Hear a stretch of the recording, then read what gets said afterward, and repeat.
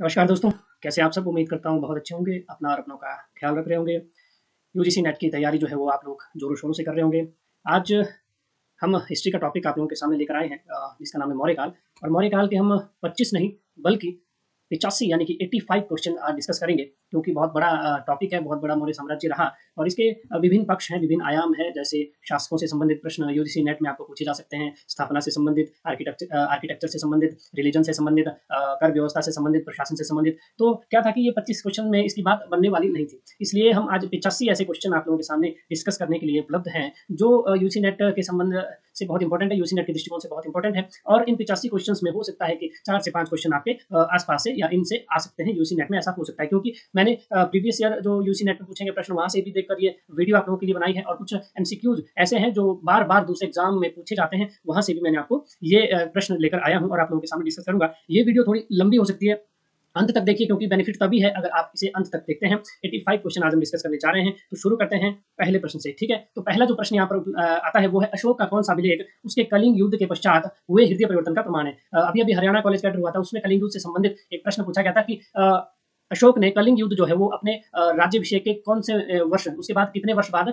वो कलिंग युद्ध जीता था? तो ये प्रश्न हरियाणा कॉलेज कैडर में आया था। तो अभी अगर नेट की बात करें तो यहाँ से बहुत सारे प्रश्न मौर्यकाल से बनते हैं, कम से कम 5 से 6 प्रश्न या 7 प्रश्न तक मौर्यकाल से आप लोगों के लिए आ सकते हैं। तो पहला ऑप्शन यहाँ पर देखते हैं, ए है दिल्ली टोपरा स्तंभ, बी है मास्की अभिलेख, सी है धौली अभिलेख और डी है नैतिक धर्म अभिलेख। तो इसका जो आंसर आ जाएगा वो आ जाएगा धौली शिलालेख, ठीक है? धौली शिलालेख में क्या मिलता है हमारे को? कलिंग युद्ध की भीषणता स्वीकार की है उसने, और क्या बोलते हैं उस धौली जो शिलालेख है, धौली द्रौगड़ शिलालेख इसको बोलते हैं, उसमें उसने बताया कि भाई बहुत नुकसान हुआ है, मैं मेरा जो हृदय है वो परिवर्तित हो गया है और अब मैं धर्म की नीति अपनाऊंगा, ना कि युद्ध की नीति, ठीक है? अगला प्रश्न देखते हैं, बिंदुसार ने यूनानी शासकों से किस वस्तु को भेजने का अनुरोध किया था? बिंदुसार जो था उसने यूनानी शासकों से किस वस्तु को भेजने का अनुरोध किया था? ऑप्शन ए शराब, ऑप्शन बी अंजीर, ऑप्शन सी यूनानी दार्शनिक, ऑप्शन डी उपरोक्त सभी। तो इसका जो आंसर आ जाएगा वो आ जाएगा उपरोक्त सभी, क्योंकि जो बिंदुसार था उसने यूनानी जो दार्शनिक था, सॉरी यूनानी जो शासक था एंटियाकस से मदिरा, अंजीर और दार्शनिक दोनों चीजें, तीनों चीजें भेजने का रिक्वेस्ट की थी, ठीक है?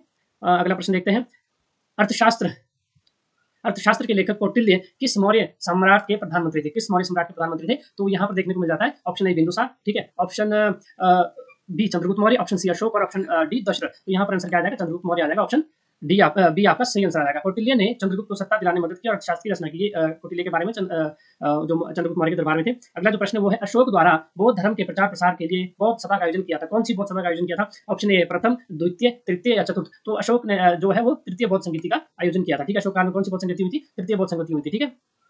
पाटलिपुत्र में इसका आयोजन किया गया था अशोक के समय, और मोगलीपुत्र तीस इसका अध्यक्ष था, ठीक है? इसके नेतृत्व में ये हुई थी। और अशोक के टाइम कौन सी हुई थी? तीसरी बौद्ध सभा हुई थी। इंपॉर्टेंट प्रश्न है। फिर अगला प्रश्न देखते हैं, मैगस्थनीज की पुस्तक इंडिका में किस नगर का विशेष वर्णन है? अब मैगस्थनीज जो है उसने इंडिका बुक लिखी है और उसमें प्रमुखतः कई नगरों का वर्णन उसने किया, लेकिन प्रमुख रूप से जिस नगर का वर्णन उसने किया है वो option A Ujjain, B Taxila, C Pataliputra, D Vaishali. तो उत्तर क्या आ जाएगा? पाटलिपुत्र। पाटलिपुत्र का उसने बहुत गहन तरीके से वर्णन किया, बहुत इंपॉर्टेंट मुख्य थे, पाटलिपुत्र का वर्णन किया, ठीक है? और उसकी नगर योजना का वर्णन मैगस्थनीज ने किया, संस्कृति का, पाटलिपुत्र की संस्कृति का वर्णन मैगस्थनीज ने किया, ठीक है? अगला प्रश्न देखते हैं, चंद्रगुप्त मौर्य ने किस यूनानी शासक को हराकर सिंधु नदी तक अपना क्षेत्र विस्तृत कर लिया था, या आपने अधीन कर लिया था सिंधु नदी तक के क्षेत्र को? ऑप्शन ए अलेक्जेंडर आ जाएगा, option B Seleucus Nicator, option C Antigonus, option D Ptolemy. तो इसका आंसर आ जाएगा सेल्यूकस निकेटर, ठीक है? चंद्रगुप्त ने सेल्यूकस को हराया और उनसे विवाह संबंध स्थापित किया, उनके जो राज्य से हैं विवाह संबंध स्थापित किया और राजनीतिक गठबंधन बनाया था, ठीक है? अगला प्रश्न देखते हैं, सप्तांग सिद्धांत मौर्य शासन से संबंधित किस ग्रंथ में वर्णित है? सप्तांग जो सिद्धांत है मौर्य शासन से संबंधित किस ग्रंथ में वर्णित है? मतलब जो मौर्य काल का सप्तांग थ्योरी है वो कौन से ग्रंथ हमें देखने को मिलती है? पहला है मनुस्मृति, दूसरा है महाभारत, तीसरा अर्थशास्त्र, चौथा रामायण।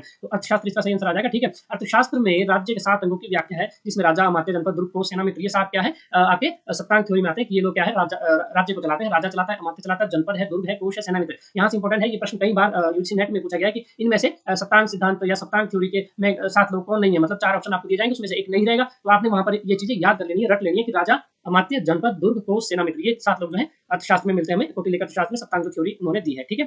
अगला प्रश्न देखते हैं, अशोक के अभिलेख में धम्म का क्या तात्पर्य है? ठीक है, जो कलिंग युद्ध के बाद जो धम्म नीति अशोक ने अपनाई थी उसका क्या तात्पर्य है? तो पहला ऑप्शन आ जाएगा बौद्ध धर्म के मूल सिद्धांत, दूसरा है व्यक्तिगत मोक्ष की प्राप्ति, तीसरा है आपका नैतिक आचरण, सामाजिक कल्याण, चौथा है वेदों का प्रकार। तो ठीक है, इसका आंसर क्या आ जाएगा? नैतिक आचरण और सामाजिक कल्याण, इसका जो है आंसर आ जाएगा, ठीक है? धम्म एक सार्वभौमिक नैतिक नीति थी जो सहिष्णुता और कल्याण पर आधारित थी, ठीक है? अगला प्रश्न करते हैं, मौर्य प्रशासन में राजू किस प्रकार का अधिकारी था? राजू राजू किस प्रकार का अधिकारी होता था? पहला ऑप्शन है कृषि कर एकत्रित करता था, मतलब वो कृषि टैक्स इकट्ठा करता था। दूसरा क्या, न्यायाधीश और प्रशासक था, ठीक है। तीसरा आ जाएगा धार्मिक प्रचारक और चौथा है सेनाध्यक्ष। तो इसका जो आंसर आ जाएगा वो आ जाएगा न्यायाधीश और प्रशासक, ठीक है। राजू जो है ग्रामीण स्तर पर, जैसे गांव लेवल क्या होते थे, गांव लेवल पर प्रशासन भी संभालते थे, न्याय भी करते थे, ठीक है, जुडिशरी सिस्टम भी थे, और क्या बोलते हैं, जैसे आजकल आप ग्राम पंचायत प्रधान को देख लीजिए, तो वो क्या है, प्रशासन भी संभालते हैं, एडमिनिस्ट्रेशन भी देखते हैं, और क्या बोलते हैं, आपका न्याय भी करते हैं। अगर कोई लड़ाई हो जाता है, झगड़ा हो जाता है, वहां पर राजू अपना इंपॉर्टेंट रोल निभाते थे मौर्य प्रशासन में, ठीक है। अगला प्रश्न देखते हैं, अशोक के शिलालेख में किस लिपि में प्रमुखता से लिखे गए लेख है, मतलब जो शिलालेख है अशोक का, वो कौन सी लिपि उसमें प्रमुखता यूज हुई है? पहली है ब्राह्मी, खरोष्टी, संस्कृत, पाली। तो इसमें क्या आ जाएगा, ब्राह्मी जो है वो मोस्ट इंपॉर्टेंट जो लिपि है वो अशोक के शिलालेख में हमें देखने को मिलती है, ठीक है। ब्राह्मी इसका क्या है, आंसर आ जाएगा। अधिकांश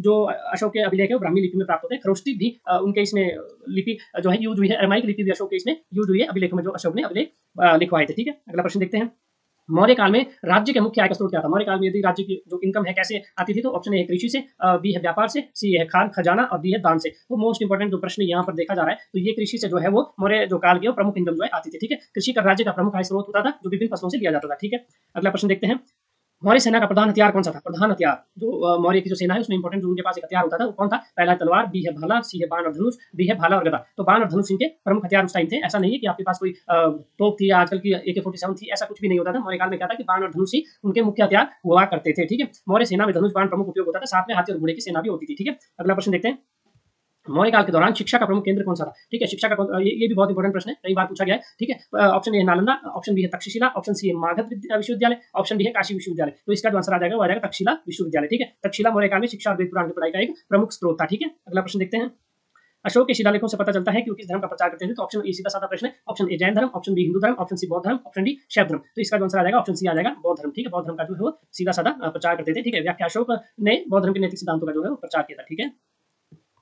अगला प्रश्न देखते हैं, मौर्य काल में किस मंत्री को राज्य के वित्त और कराधान का प्रमुख जिम्मा सौंपा गया था? देखिए बहुत ही घुमा फिरा के इस तरह के प्रश्न यूसी नेट पे पूछे जाते हैं कि मौर्य काल में किस मंत्री को राज्य के वित्त और कराधान मतलब टैक्स सिस्टम का जो प्रमुख है वो किसको बनाया जाता था? तो वो है क्या बोलते हैं, option A Sugandha, option B Maurya, option C कोषाध्यक्ष, ऑप्शन डी सेनापति। तो कोषाध्यक्ष जो है इसका सही आंसर आ जाएगा। आज के समय में भी आप देखते हैं कोई कमेटीज है, कोई भी सोसाइटी होती है, उसका एक कोषाध्यक्ष होता है जो आय व्यय का ध्यान रखता है, ठीक है। ये आप देख सकते हैं, कोषाध्यक्ष राज्य के वित्त और एकत्रण के लिए जिम्मेदार होता था। अगला प्रश्न देखते हैं, अशोक के काल में कौन सी महिला प्रमुख रूप से राजनीतिक गतिविधियों में शामिल थी? बहुत इंपॉर्टेंट प्रश्न है कि अशोक के टाइम कौन सी ऐसी महिला थी जो राज्य की राजनीतिक गतिविधियों में इंपॉर्टेंट रूप से भाग लेती थी, पार्टिसिपेट करती थी? तो option A Krishna, option B Dharmashri, option C Tissa, option D Anshumati. तो धर्मश्री इसका आंसर आ जाएगा, ऑप्शन बी धर्मश्री। अशोक की पत्नी थी ये धर्मश्री, और सामाजिक और धार्मिक गतिविधियों के साथ साथ राजनीतिक गतिविधियों में भी आपका इंपॉर्टेंट रोल अदा करती थी, ठीक है। अगला प्रश्न देखते हैं, अगला प्रश्न नंबर 17, मौर्य काल में किस प्रकार का न्याय प्रशासन लागू था? जाति आधारित था, राजा के आदेश अनुसार चलता था, ठीक है, राजा ही सुप्रीम था, या स्थानीय पंचायत होती थी, या धार्मिक न्याय होता था? तो इसका जो आंसर आ जाएगा वो आ जाएगा राजा के आदेश अनुसार, राजा ही न्याय का सर्वोच्च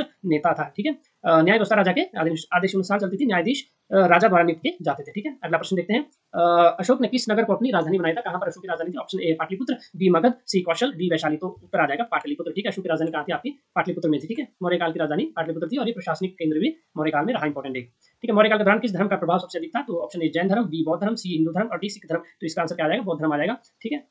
अगला प्रश्न देखते हैं, मौर्य साम्राज्य का पतन किस कारण हुआ? अब ये भी एक प्रश्न बनता है, क्यों मौर्य साम्राज्य के कारण हुआ पतन हुआ, और बहुत सारे इतिहासकार क्या मानते हैं, ठीक है। तो ऑप्शन ए है विदेशी आक्रमण, बी है आंतरिक विद्रोह कमजोर नेतृत्व, सी है प्राकृतिक आपदाएं, और डी है आर्थिक मंदी। तो इसका जो आंसर आ जाएगा वो आ जाएगा आंतरिक विद्रोह और कमजोर नेतृत्व, क्योंकि कमजोर प्रशासन और आंतरिक संघर्षों के कारण मौर्य साम्राज्य का जो है लास्ट में पतन हो गया, ठीक है। अगला प्रश्न देखते हैं, अशोक के कौन से अभिलेख में पशु हिंसा पर रोक मिलती है? ठीक है, कौन से अभिलेख में ऐसा है जो पशु हिंसा पर रोक मिलती है? बेरली शिलालेख, लुम्बिनी शिलालेख, कर्नल शिलालेख और राजगीर शिलालेख। ये प्रश्न थोड़ा सा डाउटफुल है, इसको रहने देते हैं। अगला प्रश्न करते हैं, मौर्य काल में सड़कों की देखरेख किस विभाग के अंतर्गत आती थी? ठीक है, मौर्य काल में सड़कों की जो देखरेख को कौन सा विभाग देखता था? ऑप्शन ए सैनिक विभाग, बी नागरिक विभाग, सी यातायात विभाग, और डी राजमार्ग विभाग। ठीक है, तो इसका आंसर आ जाएगा यातायात विभाग जो मौर्य काल में था। कमेटी जो बनी होती थी, 6 कमेटी बनी होती थी, जिसमें शायद 5-5 लोग होते थे, 30 लोग टोटल उस कमेटी में होते। तो यातायात जो विभाग था वो सड़कों की देखभाल करता था मौर्य काल में। ठीक है, मौर्य काल में राज्य द्वारा कर किस आधार पर दिया जाता था, मतलब टैक्स किस आधार पर दिया जाता था? ए है व्यक्ति की आय के अनुसार, बी है भूमि के उत्पाद के अनुसार, सी आपके व्यापार की मात्रा के अनुसार, और डी है सामाजिक वर्ग के अनुसार। तो ऑप्शन बी जो है उसका सही आंसर आ जाएगा भूमि के उत्पाद के अनुसार, मतलब जितनी भी आपकी जमीन में खेती होगी उस हिसाब से टैक्स दिया जाएगा। ऐसा नहीं है कि फिक्स कर दिया भाई आपको 100 किलो अनाज के पीछे आपको 50 किलो देना ही देना राज्य के लिए, नहीं। लेकिन अगर आपका 70 किलो हो रहा है तो फिर आप 70 में आप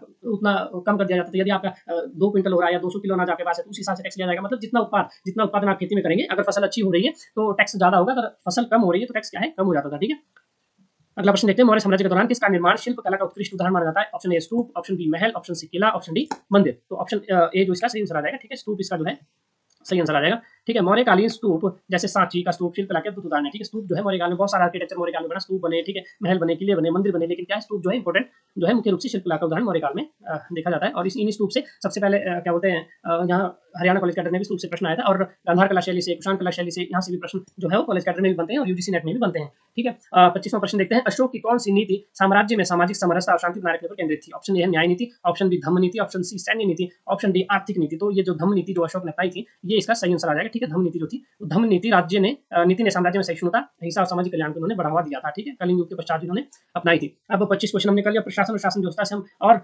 35 क्वेश्चन करेंगे। तो पहला ऑप्शन क्या है कि मौर्य शासन, पहला प्रश्न देखते हैं प्रशासन और शासन व्यवस्था से कि मौर्य शासन व्यवस्था में सप्तांग सिद्धांत का क्या महत्व था? सप्तांग सिद्धांत का क्या महत्व था? यह राज्य के विभाजन का सिद्धांत था, यह राज्य के 7 प्रमुख अंगों को दर्शाता है, यह न्यायिक प्रणाली का वर्णन था, और चौथा जो ऑप्शन है वो है यह कराधान का नियम था। तो यहाँ पर आंसर क्या आ जाएगा, यह राज्य के 7 प्रमुख अंगों को दर्शाता था। अब ये जो प्रश्न है थोड़े कठिन लेवल के आ जाते हैं, ठीक है, थोड़े हार्ड लेवल के आ जाते हैं। तो यहाँ पर क्या है कि राज्य के 7 प्रमुख अंगों को दर्शाता था। अंग कौन कौन से थे? जैसे राजा, मंत्री, प्रजा, दुर्ग, सेना और विद्र। ये हमने ऊपर पहले भी डिस्कस किया है। ठीक है, यह शासन के समग्र ढांचा है, समग्र जो शासन व्यवस्था है वो ये लोग चलाते थे। ठीक है, अगला प्रश्न देखते हैं, मौर्य प्रशासन में अमात्य की क्या भूमिका थी? अमात्य कौन होता था? ऑप्शन ए सैनिक कमांडर, ऑप्शन बी राज्य के मुख्यमंत्री, ऑप्शन सी धार्मिक अधिकारी और ऑप्शन डी कर संग्रह करता। तो इसका जो आंसर आ जाएगा राज्य के मुख्यमंत्री। मतलब मौर्य साम्राज्य में जो है वो जैसे राज्य होते थे, मौर्य साम्राज्य के डिफरेंट राज्य, जैसे भारत के आज 29 राज्य हैं, मौर्य साम्राज्य भी कई राज्यों में, कई उसमें बांटा जाता था, प्रांतों में बांटा जाता था। तो उसके जो मुख्यमंत्री होते थे, उसका जो मुखिया होता था, उसका जो लीडर होता था, जो एक राज्य को संभालता था, एक प्रांत को संभालता था, तो उसको क्या बोलते थे? अमात्य बोला जाता था। ठीक है, अमात्य राज्य के प्रशासनिक और नीति निर्धारण कार्यों के प्रमुख अधिकारी होते थे, जो राजा की सहायता करते थे शासन संभालने में। ठीक है, मौर्यकालीन प्रशासन में राजू किसकी भूमिका होती थी? तो ऑप्शन ए राजकीय न्यायाधीश और कर संग्रह करता, सेना का नेता, धार्मिक प्रचारक या सैनिक प्रशिक्षक। तो राजकीय न्यायाधीश और कर संग्रह करता होता है। ठीक है, ये विलेज लेवल पर काम करता था। ठीक है, अगला जो प्रश्न है अर्थशास्त्र में वर्णित मंत्रणा का क्या महत्व? देखिए बहुत इंपॉर्टेंट प्रश्न है, मंत्रणा का क्या महत्व है? आप ऑप्शन देखिए, ऑप्शन ए सैन्य सलाह आ जाएगा, ऑप्शन बी शासन और नीति निर्माण में परामर्श आ जाएगा, ऑप्शन सी आर्थिक लेन देन और ऑप्शन डी धार्मिक अनुष्ठान। तो ऑप्शन बी इसका जो है वो सही आंसर आ जाएगा। शासन और नीति निर्माण में जो परामर्श होता था, मंत्रणा मतलब एक कमेटी होती थी, मंत्रणा यानी परामर्श प्रक्रिया, जिससे राजा और मंत्री शासन के लिए महत्वपूर्ण निर्णय लेते थे। ये कोई एक मीटिंग आप इसको कह सकते हैं मंत्रणा। जब आप किसी राजा अपने मंत्रियों के साथ बैठता था, अपने जो राज्य में उसके मात्य था उनके साथ बैठता था, परामर्श लेता था राज्य को चलाने के लिए, तो दैट इज कॉल्ड मंत्रणा। ठीक है, मौर्यकालीन कर प्रणाली की सबसे प्रमुख विशेषता क्या थी? यहाँ पर प्रश्न आपके लिए क्या है कि प्रमुख विशेषता क्या थी? टैक्स सिस्टम की। ठीक है, तो समान कर सभी पर लगाया जाता था, एक समान सभी पर टैक्स लगाया जाता था। अगला ऑप्शन है कर भूमि की उपज के अनुसार लगाया जाता था। ठीक है, सी ऑप्शन है केवल व्यापारियों पर कर था, डी ऑप्शन है कर केवल नगरीय क्षेत्रों पर था। तो आंसर क्या आ जाएगा? बी आ जाएगा। ठीक है, आंसर इसका क्या आ जाएगा? बी आ जाएगा। बी क्यों आएगा? क्योंकि मौर्यकालीन कर प्रणाली में कृषि उत्पाद पर आधारित कर वसूली थी, जो उत्पादन के आधार पर, ये प्रश्न पहले भी डिस्कस कर चुके हैं कि उत्पादन के आधार पर लगाया जाता है टैक्स। लाइक की बात मान लो, अगर आपके गेहूं हो रहे हैं 1 कट्टा, तो 1 कट्टे में से 1/4 यानी कि 25 किलो ले लेंगे और 75 किलो आपके लिए, मतलब 1/4 मोस्टली टैक्स इतना ही दिया जाता था। ठीक है, कि 100 किलो गेहूं के पीछे 25 किलो गेहूं आपको देने पड़ने थे। ठीक है, आम सी भाषा में जो हमारी आम भाषा, आप लोगों की बोलचाल की भाषा, उसमें समझने का प्रयास करेंगे। अपने से रिलेट करके यदि आप चीज़ों को समझेंगे तो आप जल्दी समझेंगे। यदि आप अपने से एग्जांपल, आप खुद से, आप कृषक हैं, आप गेहूं बीजते हैं, आप मक्की बीजते हैं, कोई और फसल लेते हैं, तो टैक्स सिस्टम यदि वहाँ जोड़ के आप खुद से समझने की कोशिश करेंगे, अपने घर से समझने की कोशिश करेंगे, अपने एक्सपीरियंस से समझने की कोशिश करेंगे, तो वो चीज़ें आपको क्या है कि ज़्यादा देर तक यूज रहती है। अब इसमें सीधी सादी बात है कि यदि आप टैक्स सिस्टम क्या था कि फसलें होती थी वहाँ पर। ठीक है, फसल से टैक्स लिया जाता था। तो क्या होता था कि अब फसलें हो गई, आपकी बात मान लो 100 किलो गेहूं हो गए, आपके 200 किलो हो गए, 500 किलो हो गए, या 1000 किलो गेहूं हो गए, तो फिर उनसे क्या है कि 1/4 मतलब 25% आपका टैक्स ले लिया जाएगा उसमें से। तो सीधी बात है। ठीक है, तो ये कोई याद करने वाली बात नहीं, आप खुद के एग्जांपल से इन चीजों को समझ सकते हैं। आपको एग्जांपल क्या करना है कि टैक्स सिस्टम कितना था? 1/4 था। ठीक है, अगला प्रश्न देखते हैं, मौर्यकालीन अर्थव्यवस्था में राज्य का कोषाध्यक्ष क्या करता था? राज्य का जो कोषाध्यक्ष था वो क्या करता था? वो खजाने का प्रबंध करता था। ठीक है, वो टैक्स को इकट्ठा करता था, अपने उसमें खजाने में रखता था, उसकी देखरेख करता था, आय व्यय का ध्यान रखता था। ठीक है, कोषाध्यक्ष राज्य के वित्तीय मामलों में का प्रबंध करता था, संग्रहण करता था, खर्च करता था, खजाना जो इकट्ठा भी उसके कोष में होता था और खर्च भी वही करता था। ठीक है, यहाँ पर ये प्रश्न भी आ सकता है कि इकट्ठा करता था कि खर्च करता था, तो ये दोनों चीजें करता था। ठीक है, मौर्यकालीन अर्थव्यवस्था में संग्रहालय और कारखाने किसका प्रमाण है? मतलब जो संग्रहालय, म्यूजियम और कारखाने, जो फैक्ट्रीज हैं, आज की अगर डेट में चीजों को समझे तो किसका प्रमाण है? ठीक है, वो क्या है आपका? ऑप्शन ए कृषि विकास का, ऑप्शन बी राज्य द्वारा नियंत्रित उत्पादन और व्यापार का, ऑप्शन सी धार्मिक गतिविधियों का, ऑप्शन डी है सेना की ताकत का। तो आंसर ऑप्शन बी आ जाएगा, राज्य द्वारा नियंत्रित उत्पादन और व्यापार का। ठीक है, मौर्य काल में राज्य में भिन्न उत्पादन के लिए संग्रहालय और कारखाने मतलब फैक्ट्री स्थापित की गई, लघु उद्योग जिसको आप बोल सकते हैं। तो वो आर्थिक नियंत्रण अगर जो मौर्य काल के शासक थे वो स्थापित कर रहे थे उसपे, तो इसलिए फैक्ट्री जो है स्थापित की थी। तो संग्रहालय और कारखाने किसका प्रमाण है? आपका राज्य द्वारा नियंत्रित उत्पादन और व्यापार का। ठीक है, अगला प्रश्न देखते हैं, धर्म और समाज से कुछ प्रश्न, जो मौर्यकालीन धर्म है उससे कुछ प्रश्न है समाज से। अशोक ने धर्म का प्रचार किस उद्देश्य से किया था? तो ऑप्शन ए बौद्ध धर्म को बढ़ावा देना, बी सामाजिक समरसता और अहिंसा को बढ़ावा देना, सी राजनीतिक विस्तार के लिए धर्म को उपयोग करना, और डी है धार्मिक नियमों का कड़ाई से पालन सुनिश्चित करना। तो इसका आंसर आ जाएगा सामाजिक समरसता और अहिंसा को बढ़ावा देना। ठीक है, अशोक का धर्म नैतिक आचरण, सहिष्णुता और सामाजिक कल्याण का संदेश था। ठीक है, ऑप्शन बी इसका जो है आंसर आ जाएगा। अगला प्रश्न देखते हैं, मौर्य काल में स्त्रियों की स्थिति कैसी थी? तो मौर्य काल में स्त्रियों की स्थिति कैसी थी? ये ऑप्शन पूर्ण स्वतंत्रता, बी है सामाजिक और धार्मिक गतिविधियों में सक्रिय भागीदारी उनकी थी, या फिर केवल गृहिणी के रूप में सीमित थी, या फिर राजनीतिक नेतृत्व में अग्रणी थी। तो ऑप्शन बी इसका सही आंसर आ जाएगा, क्योंकि वो क्या है सामाजिक और धार्मिक गतिविधियों में सक्रिय भागीदारी सुनिश्चित करती थी, और स्त्रियां धार्मिक और सामाजिक समारोह में सक्रिय थी, कुछ ने राजनीति और धर्म में भी भूमिका निभाई थी। ठीक है, अगला प्रश्न देखते हैं, मौर्यकालीन समाज में जाति व्यवस्था किस रूप में थी? आप कास्ट सिस्टम की बात करें तो कैसी कास्ट सिस्टम मौर्यकाल में थी? क्या कास्ट का स्ट्रक्चर मौर्यकाल में था कठोर और अनिवार्य था, या फिर लचीली और परिस्थिति जन्य थी, मौजूद नहीं थी, या केवल धार्मिक थी? तो ऑप्शन दिया जाएगा लचीली और परिस्थिति जन्य थी। ठीक है, मौर्यकाल में क्या था कि मौर्यकालीन समाज में जाति थी, लेकिन इसका कठोर प्रभाव नहीं था। कई बार आर्थिक और राजनीतिक कारणों से इसे लचीला भी बनाया जाता था, माना जाता था। ठीक है, अगला प्रश्न है कला और स्थापत्य संस्कृति से। स्थापत्य से स्पेशल मैंने 25 क्वेश्चन आप लोगों के लिए बाद में बनाए हैं। क्यों? क्योंकि स्थापत्य से बहुत सारे ऐसे क्वेश्चन आते हैं, बहुत सारे क्वेश्चन स्थापत्य से आपको कम से कम नेट में आपको 3 से 4 क्वेश्चन मौर्यकालीन स्थापत्य से पूछे जाएंगे। तो 25 एक जो सेक्शन है स्थापत्य का मैंने अलग से आप लोगों के लिए वो बनाकर रखा है। ठीक है, मौर्यकाल के स्थापत्य में सबसे महत्वपूर्ण किसे माना जाता है? अजंता गुफाएं, साँची का स्तूप, खजुराहो के मंदिर, एलोरा की गुफाएं। तो साँची स्तूप क्या है? मौर्यकाल में बनाए। ठीक है, अगला प्रश्न देखते हैं।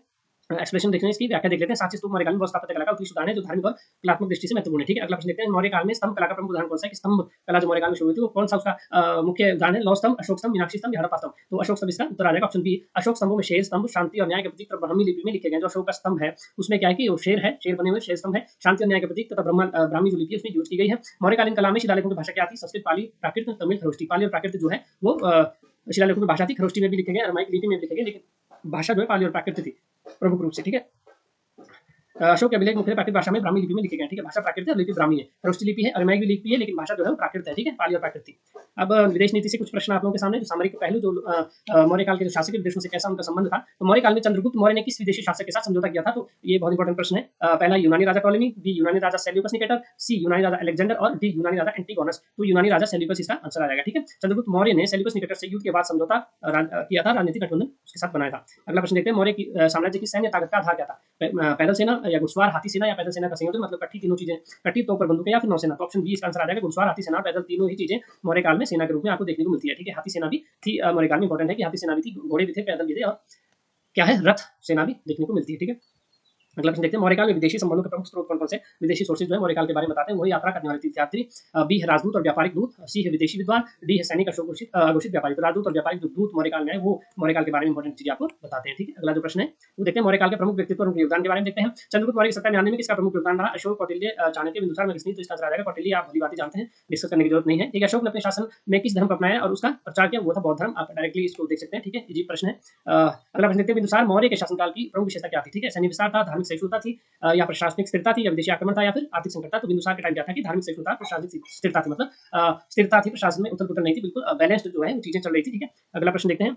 मैगस्नीज ने अपने ग्रंथ इंडिका में मौर्य साम्राज्य का क्या वर्णन किया है? तो ऑप्शन ए है केवल युद्धों का वर्णन किया है मैगस्नीज ने, या फिर प्रशासनिक, आर्थिक और सामाजिक व्यवस्था का विस्तृत विवरण किया है, या फिर धार्मिक क्रियाओं का विवरण किया है, या फिर विदेशी आक्रमण का विवरण किया है। तो ऑप्शन बी इसका सही आंसर आ जाएगा, प्रशासनिक, आर्थिक और सामाजिक व्यवस्था का विवरण दिया है। मैगस्नीज ने पाटलिपुत्र मौर्य शासन व्यवस्था का भी विवरण दिया है, वर्णन किया है। ठीक है, अगला प्रश्न देखते हैं। कौटिल्य ने के अर्थशास्त्र में किस विषय पर विशेष बल दिया गया है? धर्म और संस्कृति पर है, शासन और प्रशासन पर है, राजनीति और अर्थव्यवस्था पर है। सी ऑप्शन आ जाएगा साहित्य और कला, डी आ जाएगा विज्ञान और तकनीक। तो शासन, प्रशासन और राजनीति और अर्थव्यवस्था पर कौटिल्य ने मुख्यतः फोकस किया है। अर्थशास्त्र एक व्यापक ग्रंथ है जो राजनीति, प्रशासन, सैन्य नीति और आर्थिक प्रबंधन पर आधारित। अर्थशास्त्र में क्या मिलता है? तो इकोनॉमी ही नहीं मिलती है। जब इकोनॉमी ही नहीं मिलती है उसमें क्या मिलती है? मोस्टली राजनीति की मिलती है, प्रशासन मिलता है, एडमिनिस्ट्रेशन के बारे में जानकारी मिलती है, सैन्य नीति के बारे में जानकारी मिलती है। तो अर्थशास्त्र समझकर आप ये मत सोचिएगा कि उसमें इकोनॉमी ही मिलती है या अर्थव्यवस्था के बारे में ही बात होती है। ठीक है, अशोक के धर्म के प्रचार के लिए किस माध्यम का अधिक उपयोग किया गया? ठीक है, ऑप्शन ए है मंदिर और पूजा स्थल, बी है शिलालेख, स्तंभ और पत्थर की शिक्षाएं, सी है सेना और डी है विदेशी व्यापार। तो इसका क्या हो सकता है? आप गेस कीजिए, मेरे को शिलालेख ही रहेगा। हाँ, इसका आंसर यहाँ पर नहीं है, लेकिन इसका आंसर क्या रहेगा? शिलालेख ही आ गया, क्योंकि धर्म प्रचार के लिए शिलालेख, स्तंभ और पत्थर की शिक्षाएं ही अशोक ने जो है वो बनाई थी। अशोक ने शिलालेख जो है बनाए थे। ठीक है, अगला प्रश्न देखते हैं। मौर्य काल के स्थापत्य में सबसे महत्वपूर्ण किसी माना जाता है? सांची स्तूप। ये पहले भी प्रश्न हम डिस्कस कर चुके हैं। सॉरी, सांची स्तूप को माना जाता है। ठीक है, अगला प्रश्न देखते हैं। मौर्य काल में स्तंभ कला का प्रमुख उदाहरण है आपका ऑप्शन बी अशोक स्तंभ। ठीक है, अगला प्रश्न देखते हैं। मौर्यकाल कला में शिलालेखों की भाषा क्या थी? तो ये यहाँ पर पाली और संस्कृत, पाली और प्राकृत आ जाएगा, संस्कृत नहीं थी। ठीक है, अगला प्रश्न देखते हैं। मौर्यकाल में चंद्रगुप्त मौर्य किस विदेशी शासक के साथ जो है समझौता किया था? तो यूनानी जो राजा था सेल्यूकस निकेटर के साथ उसने समझौता किया था। ठीक है, और राजनीतिक गठबंधन बनाया था। ठीक है, मौर्य साम्राज्य की सैन्य ताकत का आधार आपका घुड़सवार, हाथी सेना और पैदल सेना थी। ये क्वेश्चन शायद रिपीट हो गए हैं। तो अगला प्रश्न देखते हैं। मौर्यकाल में विदेशी संबंध प्रमुख स्रोत है आपका राजदूत और व्यापारिक दूत। अभी अभी हमने डिस्कस किए हैं। चंद्रगुप्त मौर्य की सत्ता में आने का ये हम डिस्कस कर चुके हैं। अब हम आगे की तरफ जाएंगे। जो 35 जो क्वेश्चन है। मौर्यकाल में राजनीतिक प्रशासन की सबसे बड़ी चुनौती क्या है? क्या थी वो थी आपकी विशाल साम्राज्य का एकीकरण करना। बहुत इंपॉर्टेंट था, क्योंकि मौर्य साम्राज्य जो है बहुत विशाल था और उसका जो है नियंत्रण कर पाना सबसे मुश्किल था। ठीक है, अब जो है वो बहुत इंपॉर्टेंट जो स्थापत्य से आ रहे हैं, जो आर्किटेक्चर मौर्यकाल में है, ये बहुत इंपॉर्टेंट है। यहाँ से जो है वो प्रश्न हमेशा बनते हैं और पूछे जाते हैं। किसी भी एग्जाम में, कॉलेज कैडर हो या फिर आपका स्टेट पीसीएस का हो, यूपीएससी हो, या फिर कोई भी स्टेट पीसीएस का एग्जाम हो, या फिर यूजीसी नेट में, तो कम से कम 3 से 4 क्वेश्चन मौर्य स्थापत्य से जरूर आएंगे। ठीक है, तो पहला प्रश्न यहाँ से देखते हैं कि मौर्यकाल की स्थापत्य कला में सबसे प्रसिद्ध स्तंभ कौन सा है? तो वो आ जाएगा अशोक स्तंभ जो है वो सबसे प्रसिद्ध स्तंभ है। ठीक है, अगला प्रश्न देखते हैं। मौर्यकालीन स्तंभों स्तंभों की शैली किस लिपि में लिखे शिलालेखों से जानी जाती है? ठीक है, मौर्यकालीन जो स्तंभ है उसमें जो शैली है वो कौन से उसमें लिखी गई है, लिपि में लिखी गई है? तो पहला ब्राह्मी, खरोष्टी, देवनागरी, तमिल। तो ब्राह्मी इसका जो है वो आंसर आ जाएगा। ठीक है, अशोक के जो शिलालेख है वो ब्राह्मी लिपि और प्राकृतिक भाषा में लिखे गए हैं। ठीक है, भाषा प्राकृतिक, लिपि आपका क्या है, ब्राह्मी मोस्टली यूज होती है, लेकिन अरेमाइक भी लिपि यूज होती है, खरोष्टी भी लिपि यूज होती है। ठीक है, अगला प्रश्न देखते हैं, मौर्य स्थापत्य कला में सारनाथ स्तंभ किस कारण प्रसिद्ध है? सारनाथ क्यों इंपॉर्टेंट है? आपका इसका आधार विशाल है, इसका जो ऑप्शन है ए वो है, इसका आधार विशाल है। बी, यह अशोक के जीवन की घटनाओं को दर्शाता है। सी, इसमें 4 शेरों की मूर्ति है जो भारत के राष्ट्रीय चिन्ह का हिस्सा है। और डी, यह मौर्य राजधानी पाटलिपुत्र में स्थित है। तो इसका आंसर आ जाएगा, इसमें 4 शेरों की मूर्ति है जो भारतीय चिन्ह का हिस्सा है। ठीक है, सारनाथ स्तंभ के ऊपर 4 शेर भारत के राष्ट्रीय प्रतीक है। जो आप भारतीय राष्ट्रीय प्रतीक जो देखते हैं आपका, वो चिन्ह जो है सारनाथ स्तंभ से लिया गया है। कई बार ये प्रश्न भी पूछा जाता है। ठीक है, अगला प्रश्न देखते हैं, मौर्य काल के स्थापत्य में पिलर का उपयोग मुख्यतः किस उद्देश्य से किया जाता था? मतलब जो पिलर था, स्तंभ थे, वो क्यों किए जाते थे यूज? मुख्यतः धार्मिक अनुष्ठान के लिए, साम्राज्य के विस्तार के लिए, राज्य की शक्ति और समृद्धि के प्रतीक के लिए, या व्यापार के लिए? तो इसका आंसर आ जाएगा, राज्य की शक्ति और समृद्धि का प्रतीक दर्शाने के लिए स्तंभों को, पिलरों को यूज में लाया जाता था। ठीक है, पिलर शिल्पकारी जो था माध्यम से मौर्य सेना की, मौर्य सत्ता की प्रतिष्ठा और शासन की स्थिरता को दिखाते हैं। ठीक है, अगला प्रश्न देखते हैं, मौर्यकालीन स्थापत्य में सांची स्तूप का धार्मिक महत्व क्या है?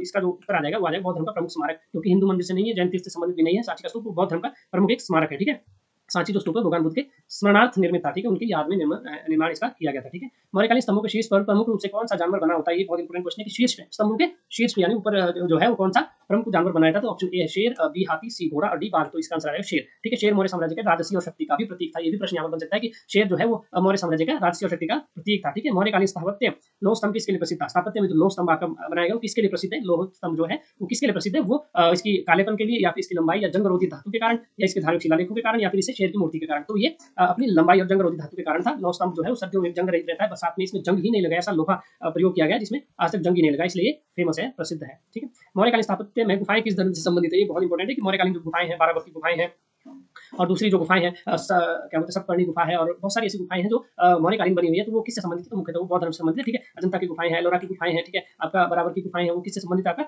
बौद्ध धर्म से संबंधित है। ठीक है, मौर्यकालीन स्थापत्य में अशोक के शिलालेख किस तरह के संदेश देते हैं? ठीक है, ऑप्शन ए युद्ध के आदेश, या फिर बी है सामाजिक और धार्मिक नैतिकता के संदेश, सी है कर वसूली के नियम, और डी है सैन्य अभियान के विवरण। तो उत्तर आ जाएगा सामाजिक और धार्मिक नैतिकता के संदेश। ठीक है, अशोक के शिलालेख में अहिंसा धर्म न्याय का प्रचार था। ठीक है, अहिंसा धर्म न्याय का प्रचार में अशोक के शिलालेख में देखने को मिलता है। मौर्यकालीन पिलर आर्ट में विशेषताएं क्या थी? पिलर आर्ट मतलब स्तंभ जो आर्ट है, स्तंभ शैली जो थी वो जटिल नक्काशी, ऑप्शन ए, और जीवंत मूर्तियां, बी आ जाएगा केवल चित्र में चित्र, सी आ जाएगा केवल लोहे के स्तंभ, और डी आ जाएगा शिलालेख के बिना। ठीक है, जटिल नक्काशी और जीवंत जो मूर्तियां अशोक के या मौर्य काल के स्तंभों में देखने को मिलती है वो इंपॉर्टेंट है, मुख्यतः प्रसिद्ध है। मौर्य पिलर कला में शेर, हाथी, घोड़े की नक्काशी प्रसिद्ध है, फेमस है। ठीक है, पिलर आर्ट में।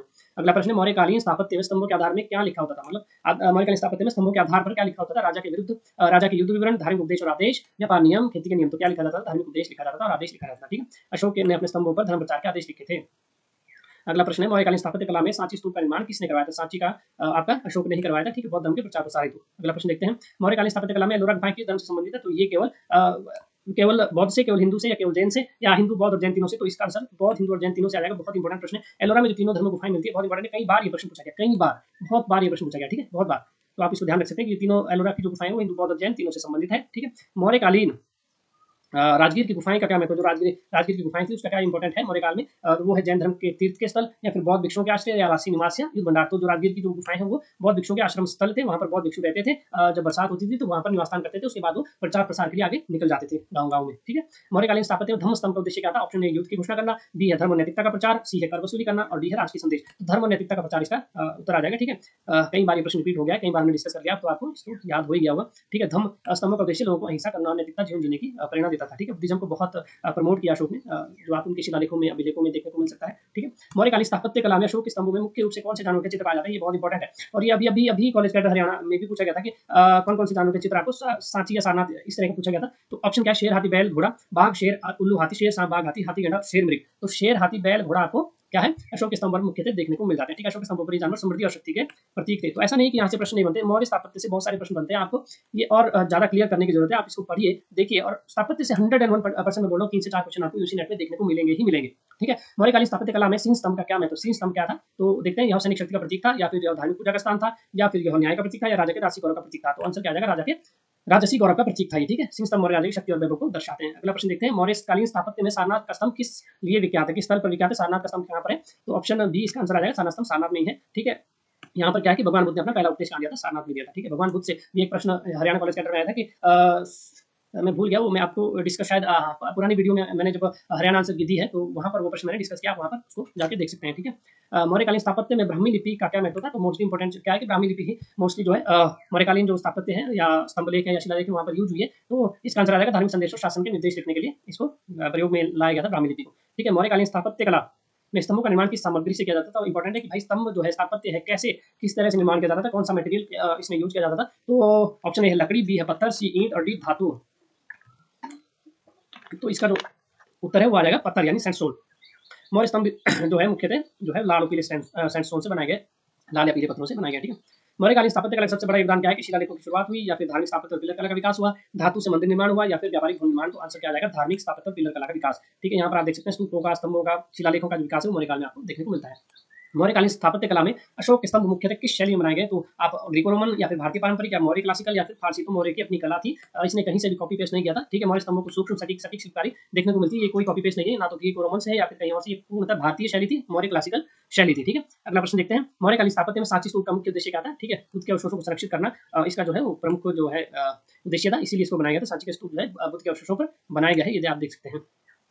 अगला प्रश्न करते हैं कि मौर्यकालीन स्थापत्य में अशोक के स्तंभों की विशेषता क्या है? ये पत्थर की कटिंग और नक्काशी की उच्च कला के लिए बनाया गया। ऑप्शन ए अत्यधिक रंगीन चित्रकारी, पत्थर की कटिंग और नक्काशी की उच्च कला, सी पत्थर की मूर्तियों की अनुपस्थिति और डी लोहे के स्तंभों का निर्माण। तो ऑप्शन बी जो है वो आंसर आ जाएगा पत्थर की कटिंग और नक्काशी की उच्च कला। ठीक है।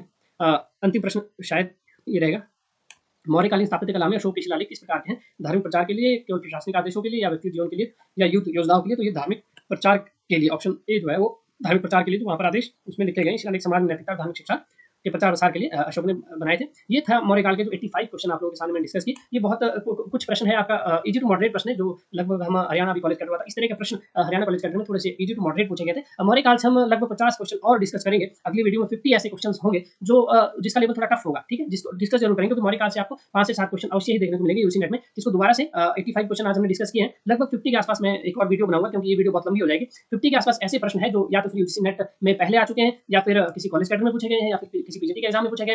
तो इस तरह का प्रश्न क्या है 50 जो है वो दोबारा से हम अगली वीडियो में डिस्कस करेंगे, जो आपके लिए बहुत महत्वपूर्ण है, क्योंकि मौर्य टाइम पीरियड जो है, मौर्य काल जो है बहुत बड़ा टाइम पीरियड रहा है इनका। और फिर अशोक से फिर उनका आर्किटेक्चर है, फिर उसका रिलीजन है, फिर उसका स्थापत्य है, तो वहां से बहुत सारे प्रश्न आपको देखने को मिल जाते हैं। शासकों से क्या है कम प्रश्न देखने को मिल जाते हैं, लेकिन कॉइन्स हैं, अभी कॉइन्स पे हमने बात नहीं की है। ठीक है। अभी मोस्टली रिलीजन पे ही बात हुई है, अभी स्थापत्य पे ही बात हुई है, अभी प्रमुख शासकों पे बात नहीं हुई, प्रमुख युद्धों पे बात नहीं हुई, संधियों पे बात नहीं हुई। उन चीजों पर हम क्या है अभी अगली वीडियो में डिस्कस करेंगे। लगभग 50 ऐसे क्वेश्चन हम मौर्य काल पर डिस्कस करेंगे, जो बहुत इंपॉर्टेंट है, बहुत महत्वपूर्ण रहने वाले हैं। तो आप बने रहिए, देखते रहिए, मेरे यूट्यूब चैनल को लाइक कीजिए, सब्सक्राइब कीजिए और तैयारी करते रहिए यूसी नेट के लिए। आपका एग्जाम बहुत जल्दी आने वाला है, क्योंकि ये महीना लगभग खत्म हो चुका है। आज 27 तारीख है, तो हो सकता है एक महीना आपके पास लगभग बचा हो। अगले महीने 20 के बाद जो यूसी नेट ने जो शेड्यूल दिया है, उसके बाद कभी भी एग्जाम हो सकता है 20 के बाद। आप ये मत सोचिए कि पोस्टपोन होगा या फिर आपको और ज्यादा टाइम लगेगा। आप डटे रहिए, आप बना लीजिए अपना एक गोल कि भाई 20 तारीख से पहले मैंने क्या है सिलेबस कंप्लीट करना है, अपने आपको तैयार करना है, चाहे फिर पेपर 21 को हो, 22 को हो, 23 को, 25 को या फिर अगले मंथ हो, लेकिन आप अगले 20 तारीख तक अपने आप को इस तरह से तैयार कर लीजिए कि आपने यूसी नेट के लिए अपना जो है कंप्लीट एक सेटअप, कंप्लीट जो तैयारी है वो कर ली है अपने तरीके से, अपने हिसाब से। और फिर आप अगर एक्सटेंड होता है क्या बोलते हैं एग्जाम, या फिर 27, 28 या 30 होता है, तो आपको रिवीजन करने के लिए अच्छा टाइम मिल जाएगा, 8-10 दिन। तो 20 तारीख तक क्या है आप पैक कर लीजिए अपने जो टॉपिक्स हैं, जो आपको लगता है कि यूसी नेट में इंपॉर्टेंट रहने वाले हैं। तो कुछ मैं भी आप लोगों को इंपॉर्टेंट टॉपिक पे डिस्कस करा रहा हूँ। बने रहिए मेरी वीडियो के साथ, यहाँ मेरे यूट्यूब चैनल पर देखते रहिए। ठीक है। और खुद से भी तैयारी करते रहिए। कुछ किताबें आप जो जहाँ से भी आप तैयारी कर रहे हैं, कुछ किताबें जो भी आप पढ़ रहे हैं, अब जब मैं अगला जो जून के बाद सेशन शुरू होगा, कुछ किताबें लेने आप लोगों को बताऊंगा कि आप ये किताबें पढ़ सकते हैं। बहुत इंपॉर्टेंट बुक्स है, जो किताबें पढ़ने के शौकीन है, किताबें पढ़ना चाहते हैं। तो अगला जो सेशन रहेगा जून से दिसंबर तक, अभी हम केवल एमसीक्यूज ही डिसाइड कर रहे हैं, डिस्कस कर रहे हैं। अगला जो जून से दिसंबर का जो बैच है, उसमें हम क्या है कि टॉपिक वाइज क्या है लेक्चर तैयार करेंगे, 15 से 20 मिनट के जो लेक्चर है, छोटे छोटे लेक्चर तैयार करेंगे, ताकि आप लोगों के जो है कॉन्सेप्ट क्लियर हो जाए। ठीक है। एमसीक्यूज से भी आप बहुत कुछ सीखते हैं, ट्राई करेंगे। एमसीक्यूज भी अगले जो सेशन में है वो हम क्या है प्रीवियस ईयर के क्वेश्चन पेपर में डिस्कस करेंगे। ठीक है। तो मिलते हैं अगली वीडियो में। धन्यवाद। देखते रहिए द हिस्ट्री वाला। जय हिंद।